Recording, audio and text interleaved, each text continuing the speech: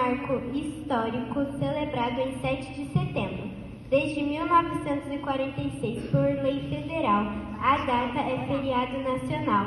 Nesse dia, porém, em 1822, Dom Pedro I deu o grito às margens do Ipiranga. O episódio corresponde ao fim do domínio português sobre o Brasil, principalmente nas relações econômicas e políticas.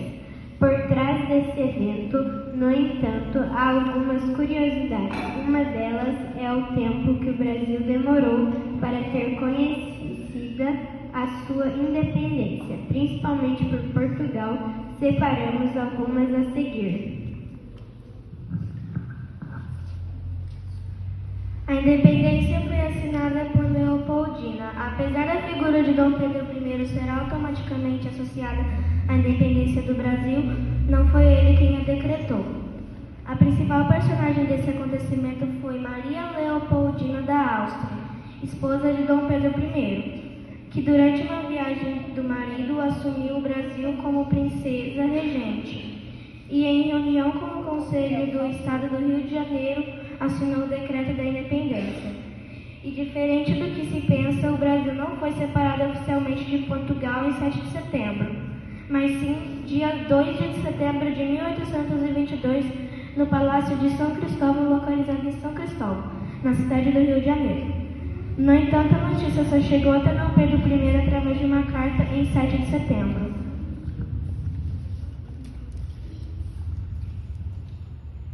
Dom Pedro estava com dor de barriga quando declarou a independência do Brasil. Não se sabe ao certo por ter consumido uma água contaminada ou algum alimento estragado, mas de acordo com historiadores, Dom Pedro I estava com dor de barriga no momento em que declarou a independência do Brasil. Dom Pedro não estava montado em um cavalo. Para subir a Serra do Mar, a comitiva de Dom Pedro I montava mulas, e não cavalos, já que as mulas eram os animais utilizados em viagens longas. Foram 5 dias até chegarem ao local que marcou a nossa história. Não foi exatamente onde estudamos. O grito da independência não ocorreu exatamente às margens do rio Ipiranga, e sim em uma colina localizada próxima ao riacho do Ipiranga.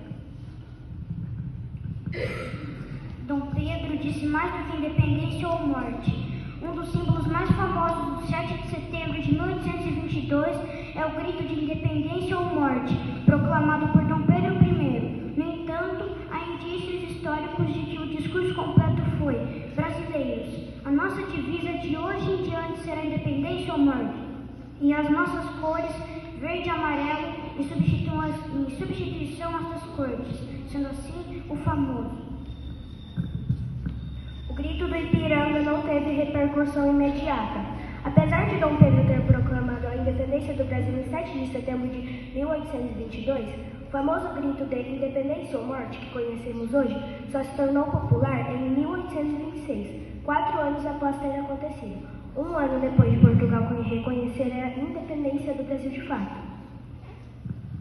A coroação e sagração de Dom Pedro I como imperador só ocorreu meses depois da declaração, mas especificamente em 1º de dezembro de 1822. Para a cerimônia, a igreja escolhida foi a Capela Real, localizada no centro da cidade do Rio de Janeiro, hoje conhecida como Igreja Nossa Senhora do Carmo da Antiga Sé.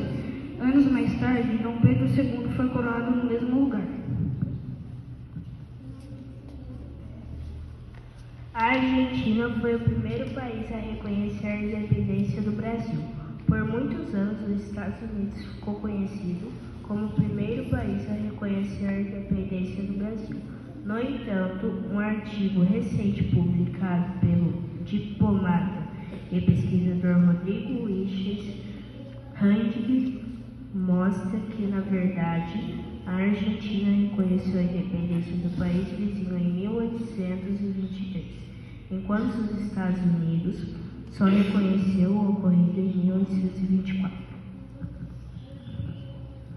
Dom Pedro criou um hino para homenagear a independência, ou ficar a pátria livre ou morrer pelo Brasil.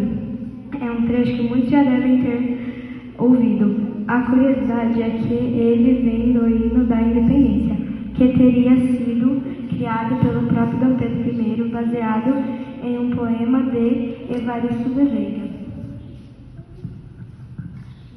Uma soldada disfarçada. Outra curiosidade é a história de Maria Quitéria de Jesus. Era uma militar baiana que lutou na Guerra da Independência do Brasil. Disfarçada de homem, ela se alistou no exército e se destacou por sua coragem no campo de batalha. Poucos sabem, mas as comunidades indígenas e afro-brasileiras também lutaram durante a busca pela independência do Brasil. Elas entregaram às forças nacionais, fornecendo suporte logístico e no combate das batalhas cruciais. Não saiu nos jornais. De acordo com historiadores, nenhum jornal da época noticiou imediatamente o Grito do Ipiranga, em 7 de setembro de 1822. As primeiras notícias do evento, contudo, só surgiram a partir de 12 de outubro, quando Pedro I foi proclamado imperador do Brasil. O momento não teve grande público. Um dos fatos que também foram mais importantísticos do que os fatos reais na obra de Dom Pedro Américo foi o grande público retratado. Na verdade, havia cerca de 8 pessoas no local do grito da independência, com mais 15 pessoas da comunidade